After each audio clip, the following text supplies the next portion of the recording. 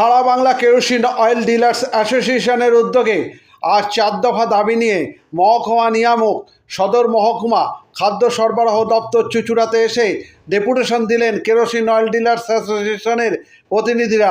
উপস্থিত ছিলেন সভাপতি বিষ্ণুপদ ঘোষ, সম্পাদক প্রদীপ রায় সহ জেলার ডিলাররা।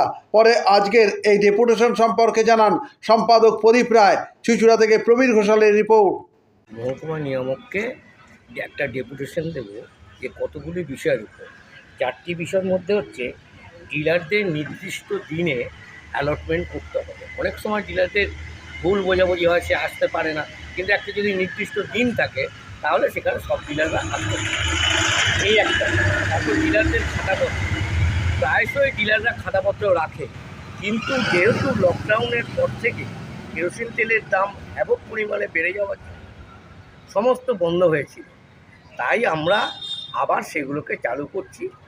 যে তাই জন্য মহকুমা নিয়মের সাথে বসে আমরা একটা সিদ্ধান্ত নেব যে অন্ততপক্ষে আমাদের 2 মাস সময় দিতে হবে, যেন খাতাপত্র এখনও পাওয়া যায় না, সেই খাতাপত্রগুলোকে সংগ্রহ করে যাতে আমরা করতে পারি সেল খাতা, ক্যাশ।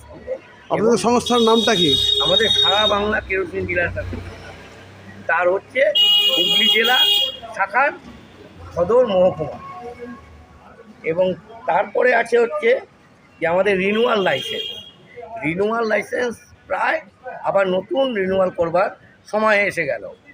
তার মধ্যে আমরা এখনও বহু ডিলার পাইনি, যার জন্য আমাদের দাবি যে দ্রুত, অর্থাৎ এই আগস্ট এবং সেপ্টেম্বর মাসের মধ্যে আমাদের এই রিনিউয়ালটা যাতে আমরা পেয়ে যাই, রিনিউয়াল লাইসেন্স, তার ব্যবস্থা করতে হবে। আর চতুর্থ পয়েন্ট হচ্ছে আমাদের যারা কম্প্রেশন ডায়েট অ্যান্ড হার্ডনেসে, তারা কেউ 7 বছর, কেউ 6 বছর দিয়ে বসে আছে, তারা এখনও পায়নি। এবং আমরা বলছি যে কোন জায়গাটায় বাধা আছে এটা কিন্তু, কারণ তারা কলকাতায় পাঠাচ্ছে, এখানে পাঠাচ্ছে, কিন্তু আমরা কয়েকদিন আগে যে ডিসির সাথে আমরা তার ক্লার্কের সাথে কথা বলে যেটা জানতে পেরেছি, যে তিনি বলেছেন যে আমাদের এখানে জেলা থেকে কিছু আসবে না, আপনাদের ওইখানেই আপনারা দরখাস্ত করবেন হচ্ছে সাব ডিভিশনাল কন্ট্রোলকে, sub divisional controller district controller কাছে পাঠাবে, ডিস্ট্রিক্ট কন্ট্রোলার এইবার যদি মনে করেন তাহলে ডিএমের কাছে পাঠাবে, ডিএম অ্যাপ্রুভাল হয়ে আসবে।